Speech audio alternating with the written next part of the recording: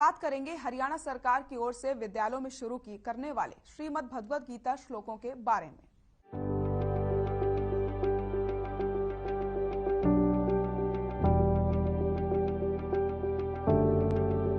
हरियाणा सरकार की नई पहल, हरियाणा को सांस्कृतिक गिरोह से बांधने की तैयारी।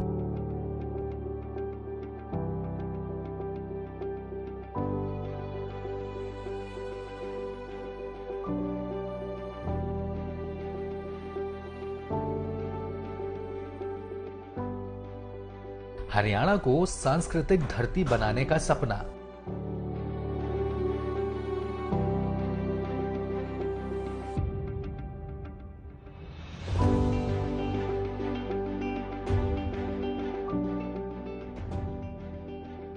हरियाणा में शैक्षणिक स्तर में बदलाव।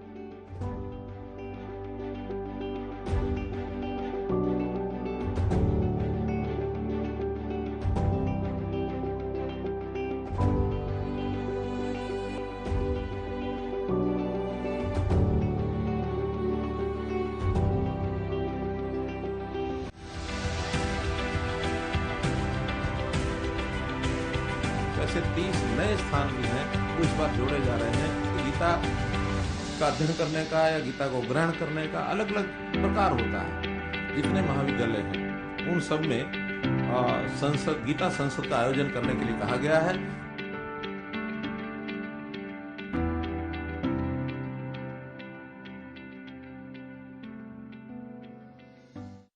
हरियाणा सरकार की ओर से लगातार प्रदेश में विकास कार्य जारी हैं। अब इसी कड़ी में हरियाणा के छात्रों के लिए पाठ्यक्रम में भी बदलाव देखने को मिलेगा। बजट सत्र और चुनावी दौर के बीच मनोहर सरकार कई अहम फैसले ले रही है। किस तरह से लोगों का कल्याण और सूबे के विकास हो, इसकी झलक हरियाणा सरकार के विकास डायरी में देखने को मिल रही है। आपको बताते चलें कि आने वाले समय में विद्यालयों में छात्र गीता का अध्ययन करेंगे और अगले शैक्षणिक स्तर से प्रदेश भर में छात्रों से श्रीमद् भगवद गीता के श्लोकों का उच्चारण करवाया जाएगा।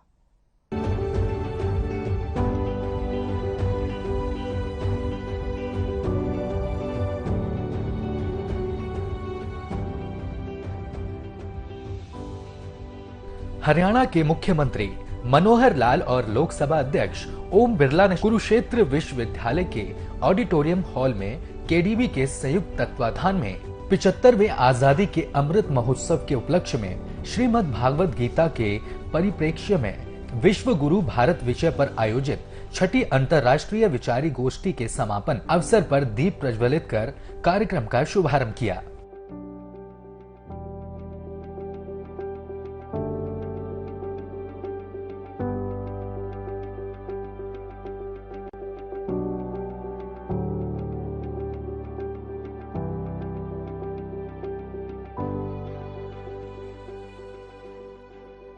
जहां सेमिनार की रिपोर्ट का विमोचन भी किया गया।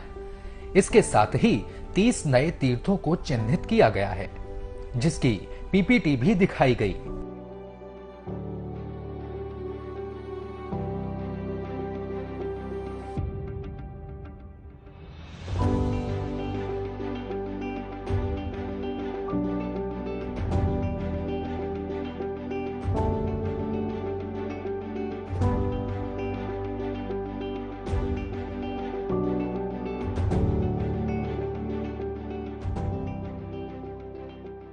इस कार्यक्रम में प्रदेश भर से आए 75वें स्वतंत्रता सेनानियों और उनके परिजनों को सम्मानित किया गया।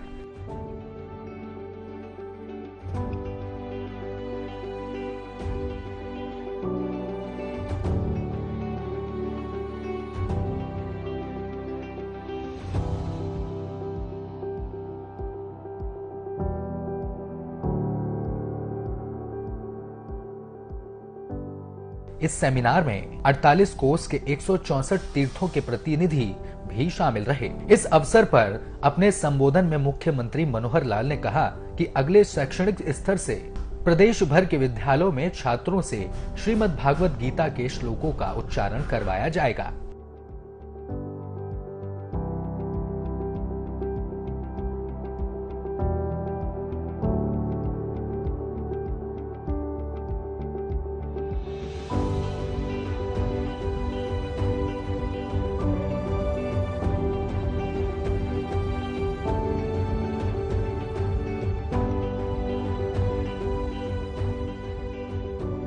गीता किसी विशेष वर्ग के लिए नहीं, यह विश्वव्यापी सार है। समाज में विवाद, बुराई, ईर्ष्या, द्वेष, विश्व की कोई भी समस्या का समाधान गीता में है।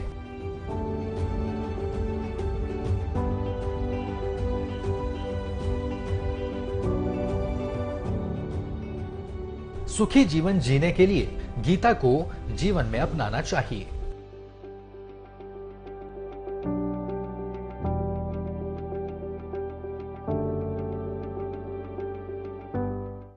महाविद्यालयों में गीता संसद का आयोजन 13 दिसंबर को जितने महाविद्यालय हैं उन सब में गीता संसद का आयोजन करने के लिए कहा गया है, ताकि वहां के जो विद्यार्थी हैं वो गीता संसद के रूप में उस पर भी अपने विचार विमर्श नाते से वो करेंगे। स्वतंत्रता सेनानियों का सम्मान, 75 स्वतंत्रता सेनानियों का और उनके परिजनों का ये भी सम्मान किया जाएगा। 75 वर्ष पूरे हुए हैं, तो इस बार ऐसा विचार किया कि ऐसे परिवार 75 परिवार, हालांकि स्वतंत्रता सेनानियों के परिवारों यानी उनकी अपनी संख्या तो कम होती जा रही है, तो उनके जो परिवार हैं उनको सम्मान करने के लिए हम बुलाएंगे। वैश्विक गीता पाठ, जो हमने एक बार यहाँ 18,000 विद्यार्थियों को बुला करके और सांघिक गीता पाठ कराया था, और उसी दिन विदेशों में भी सांघिक पाठ उसी समय सब किए गए थे। लेकिन कोविड के कारण से इस संख्या को प्रत्यक्ष तो इस बार कम किया है, लेकिन ऑनलाइन जो है ये गीता पाठ इस बार भी कराया जाएगा। 1100 विद्यार्थियों द्वारा ये गीता पाठ इस बार यहाँ किया जाएगा, और 55,000 विद्यार्थी और देश विदेश से लाखों गीत प्रेमी जो श्रद्धालु ऑनलाइन पर जुड़ेंगे। तो इस प्रकार से एक बड़ी संख्या में ये सब लोग इसमें जुड़ने वाले हैं। मुख्यमंत्री मनोहर लाल ने हरियाणा के विकास की ओर अपने कदम अग्रसर कर दिए हैं। प्रदेश भर में आर्थिक विकास के साथ साथ अब संस्कारों का भी सार प्रसार हो सके, जिसके लिए छात्रों के पाठ्यक्रम में भी कई नए बदलाव किए गए हैं। हरियाणा सरकार की पुरजोर कोशिश है कि अगले शैक्षणिक स्तर तक प्रदेश भर के विद्यालयों में छात्रों से श्रीमद् भगवद गीता के श्लोकों का उच्चारण करवाया जाए। इसके बाद पुस्तकों को लिखवाकर 5वीं व 6ठी कक्षा में पढ़ाया जाए। हर बार लगभग जब मुख्यमंत्री ने कहा कि गीता स्थली ज्योतिसर में 2 एकड़ भूमि पर 205 करोड़ रुपए की लागत से महाभारत थीम पर म्यूजियम का निर्माण किया जा रहा है। इस भवन में मल्टीमीडिया प्रणाली से श्रीमद् भागवत, सरस्वती नदी और वैदिक सभ्यता को दर्शाया जाएगा।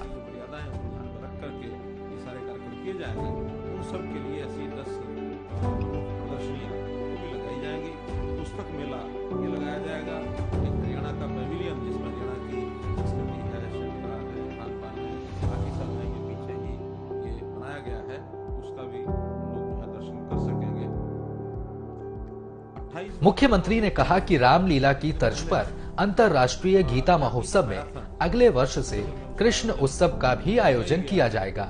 इस उत्सव में 5 से 6 दिन तक भगवान श्री कृष्ण के जीवन से जुड़े अलग अलग प्रसंगों को झांकियों के माध्यम से दिखाया जाएगा।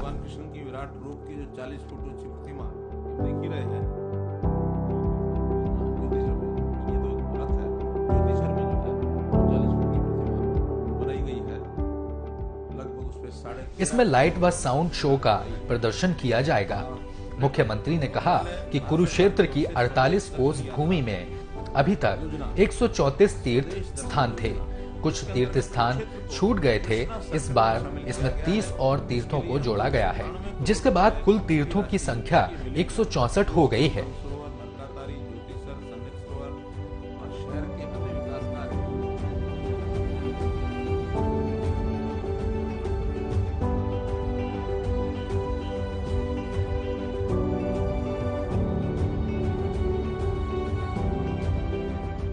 जो आसपास के स्थान हैं, यानी कुरुक्षेत्र के और आसपास के 48 कोस का एक एरिया है, इसकी परिक्रमा में अभी तक 134 स्थान ये पहले आते थे, और अब से 30 नए स्थान इस बार पहचान किया गया कि उन स्थानों को कहीं उस समय छूटे या नहीं, उसका महत्व पता लगा, तो ऐसे वहां के स्थानीय लोगों को वहां का जो महत्व बताया है, तो ऐसे 30 नए स्थान भी हैं वो इस बार जोड़े जा रहे हैं। तो ये संख्या 164 हो जाएगी, और सब 164 स्थानों पर धीरे धीरे इन दिनों में कहीं 2 दिन, कहीं 3 दिन, कहीं 5 दिन, कहीं 1 दिन, वहां भी इस प्रकार के कार्यक्रम हो, ताकि गीतामयी एक सारा वातावरण इन सब जो महाभारत से प्रभावित क्षेत्र रहा है 48 कोस का, उसके अंदर ये सब बने।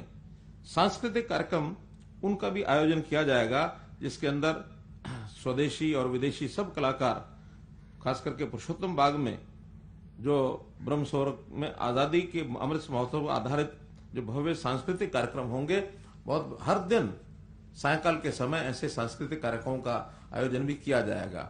हरियाणा का विकास ही सरकार के लिए सर्वोपरि है। मुख्यमंत्री मनोहर लाल ने आदेश जारी किए हैं कि हरियाणा में सांस्कृतिक धरोहर का विकास हो, जिससे प्रदेश भर में आर्थिक स्थिति के साथ सांस्कृतिक बदलाव भी हो सके, जिसके लिए हरियाणा सरकार मूलभूत सुविधाओं को पूरा कर रही है।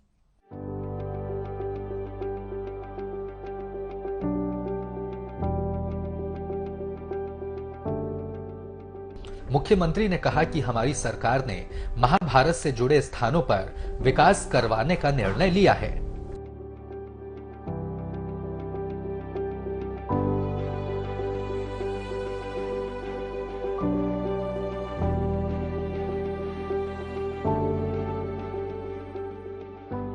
कुरुक्षेत्र विकास बोर्ड के माध्यम से बजट दिया जा रहा है।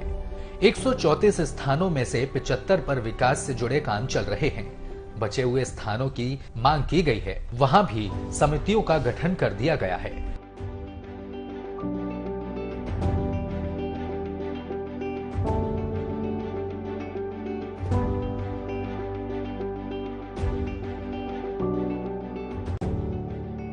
इन स्थानों पर सरोवर, शौचालय व लोगों से जुड़ी सुविधाओं के काम करवाने में सरकार पीछे नहीं हटेगी। बजट की कोई कमी नहीं आने दी जाएगी।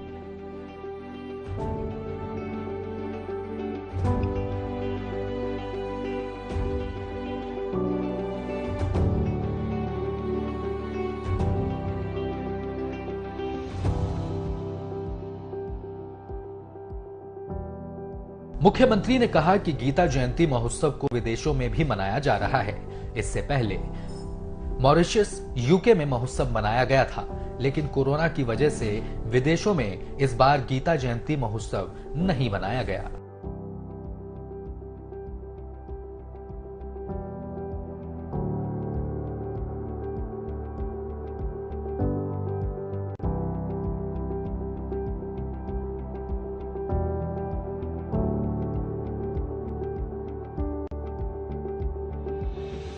कुरुक्षेत्र को गीता स्थली के रूप में पहचान दिलाने के लिए हर संभव प्रयास किया जाएगा। तभी एक प्रेरणा मिली कि हम क्यों नहीं इस कार्यक्रम को और बड़ा करें, न केवल हरियाणा तक सीमित हो, न केवल अपने देश तक सीमित हो, बल्कि अंतर्राष्ट्रीय स्तर पर भी हमारी इस गीता का सार, क्योंकि किसी एक समाज के साथ बंधा हुआ नहीं है, किसी एक धर्म के साथ, किसी एक पूजा पद्धति के साथ, किसी एक ऐसे वर्ग के साथ ये गीता का सार बंधा हुआ नहीं है, मानवता के लिए है। दुनिया को भी गीता के माध्यम से हम बहुत कुछ बता सकते हैं। धीरे धीरे उसका स्वरूप बढ़ना शुरू हुआ और आज बहुत से देश ऐसे हैं जिनके यहाँ प्रतिनिधि ये शामिल होते हैं, वहां के कलाकार आते हैं और कलाकारों के माध्यम से यहाँ बहुत सी कृतियां जो हैं वो की जाती हैं। अभी जो मुझे जानकारी दी गई है उसके अंदर 3700 से ज्यादा कलाकार जो स्वदेश के भी होंगे, विदेश के भी होंगे, वो सब यहां आने वाले हैं। बड़ी संख्या है। 21 स्कल्पचर यहीं बनाएंगे जो प्रसिद्ध मूर्तिकार हैं। ये सब महाभारत से संबंधित होंगे। तो महाभारत से संबंधित बड़े बड़े म्यूजियम उनको बनाने का भी आगे विचार चल रहा है। ज्योतिषर के अंदर एक 200 करोड़ रुपए की लागत लगा करके हम महाभारत के एक जो आज के हिसाब से जैसे यानी ऑनलाइन यानी इलेक्ट्रॉनिक सिस्टम से उन कथाओं का वर्णन करने के लिए और उस प्रकार का एक स्कल्पचर ये बनाए जाएंगे। 75 ख्याति प्राप्त चित्रकार गीता विषय और महाभारत दृष्टांत से 3 दिन तक यहाँ पेंटिंग करेंगे। ये सब भारत के विभिन्न हिस्सों से लोग आएंगे। तो एक प्रकार से धीरे धीरे इसका स्वरूप जो है वो राष्ट्रीय से अंतर्राष्ट्रीय ये बनता चला जा रहा है। और न केवल यहाँ पर गीता महोत्सव बल्कि विदेशों में भी गीता महोत्सव की परंपरा एक हमने शुरू की है। 2019 में मैं स्वयं गया था स्वामी जी के सानिध्य में मॉरिशस में और गीता उत्सव ये मनाया गया। और बाद में इंग्लैंड में भी, लंदन में भी ये मनाया गया। ऑस्ट्रेलिया का कार्यक्रम तय हो गया था, लेकिन संयोग से उसी समय ये कोविड नाम की बीमारी आ गई मार्च 2020 में, इसलिए उसको स्थगित करना पड़ा। तो ये सारे देश यानी विदेशों में भी ये सारे कार्यक्रम करने की जो परंपरा हुई है, इसका एक धीरे धीरे विस्तार होता जा रहा है। ये समय जो है हमारा, ये पिछले 2016 से 2021 मात्र 5 साल या छठा ये उत्सव इतना मात्र नहीं है, बल्कि आगे चल करके वर्षों के बाद ये एक ऐसा युग माना जाएगा कि गीता के प्रचार प्रसार को किस समय सबसे ज्यादा महत्व दिया गया। 5000 साल पहले गीता का अपना एक महोत्सव मनाया गया होगा, यानी गीता का अपना एक संदेश सुनाया गया, लेकिन उसको आज भारतवर्ष में, आजाद भारत में गीता का उपयोग कितना है, ये याद से शुरुआत करके विदेशों तक ले जाने के लिए ये समय ये जाना जाएगा, याद रखा जाएगा। हरियाणा के विकास के लिए मनोहर सरकार ने हरियाणा में महाभारत म्यूजियम भवन का भी निर्माण करवाया, जिसमें मल्टीमीडिया प्रणाली से कई धार्मिक कार्यक्रम और वैदिक सभ्यता को दर्शाया जाए, जिससे लोग सांस्कृतिक कार्यक्रम से भी जुड़े रहें। हरियाणा सरकार प्रदेश भर में वर्चुअल प्लेटफॉर्म भी तैयार कर रही है और लोगों को प्रगति की नई दिशा भी प्रदान कर रही है।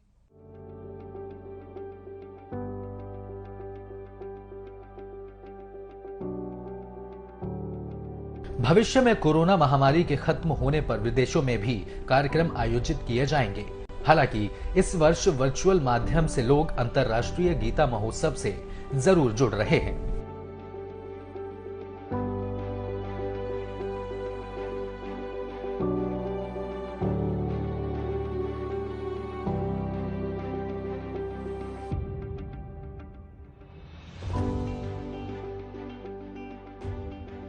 मुख्यमंत्री ने कहा कि श्रीमद् भागवत गीता देश की आजादी के लिए शहीद होने वाले स्वतंत्रता सेनानियों के लिए भी प्रेरणा स्रोत है।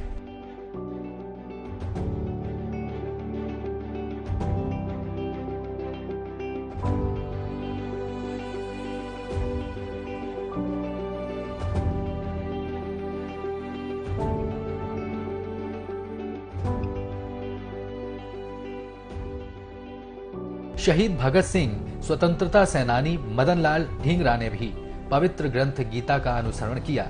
आजादी के 75 वर्ष पूरे होने पर 75 स्वतंत्रता सेनानियों एवं उनके परिवारों को सम्मानित करना सराहनीय है।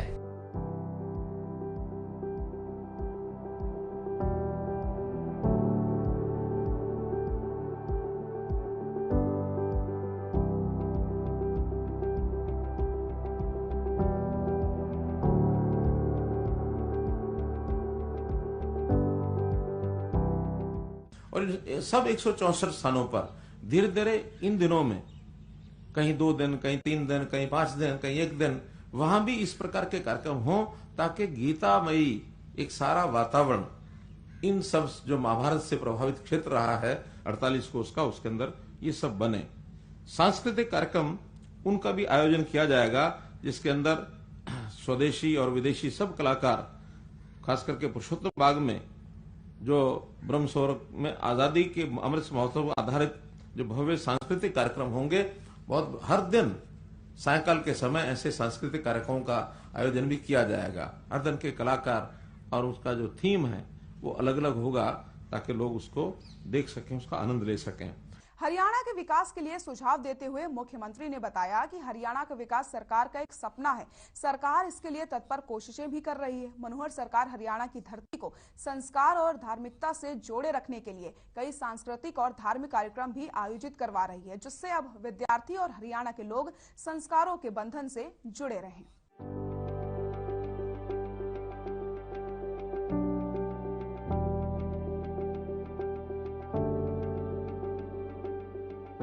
इस अवसर पर अपने संबोधन में लोकसभा अध्यक्ष ओम बिरला ने कहा कि भारत हमेशा विश्व गुरु रहा है। सबसे बड़ा सशक्त मजबूत जनता के हाथों जनता के लिए बनाया गया।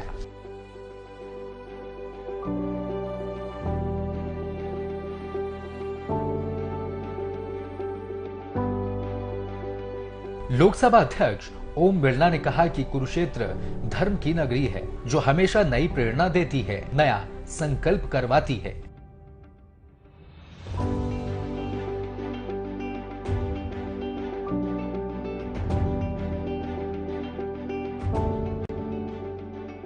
और नए जीवन की दिशा दिखाती है। आज गीता दुनिया को अध्यात्म, संस्कृति, धर्म के कारण, अपने देशों के कारण मानवता को जीने की राह दिखाती है।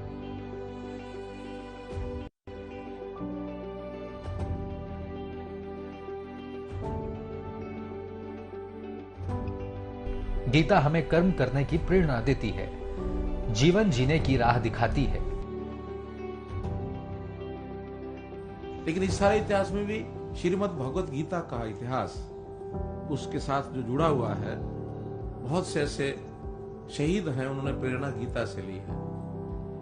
क्योंकि गीता हर व्यक्ति के जीवन के लिए कुछ ना कुछ सिखाती है, चाहे वो विद्यार्थी के लिए हो, चाहे वो किसी किसान के लिए हो, चाहे वो सैनिक के लिए हो, चाहे वो अध्यापक के लिए हो, चाहे वो समाज सेवक के लिए हो।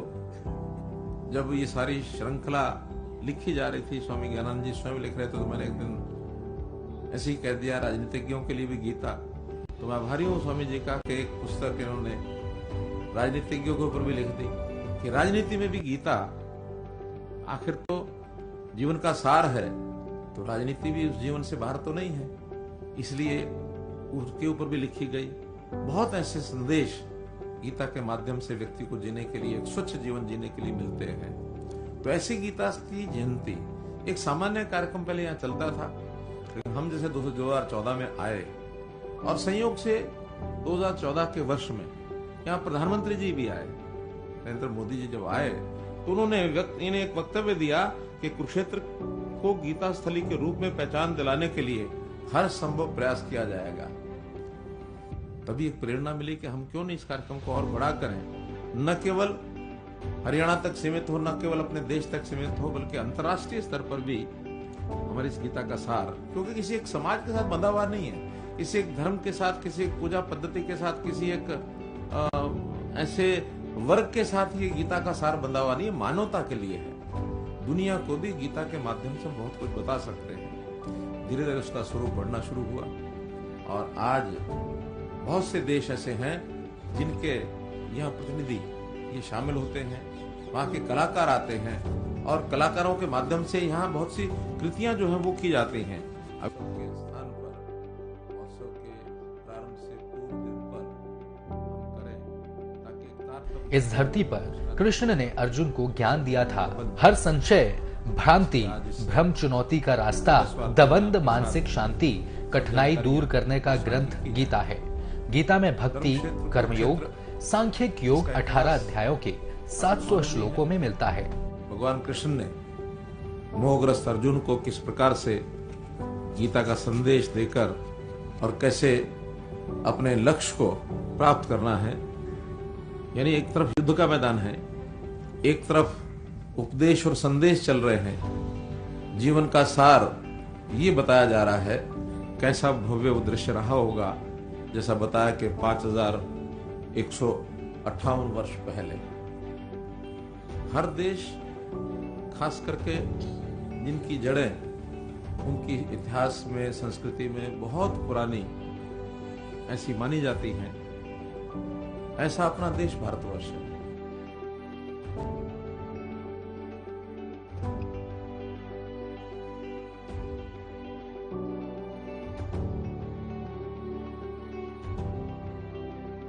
हमारे जीवन में गीता का ज्ञान आज भी प्रासंगिक है।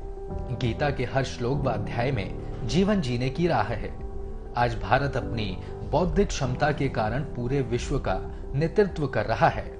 कोविड के समय हमने पूरी दुनिया में मानवता की मिसाल पेश की है। संसद व संविधान में भी गीता की अहम भूमिका है।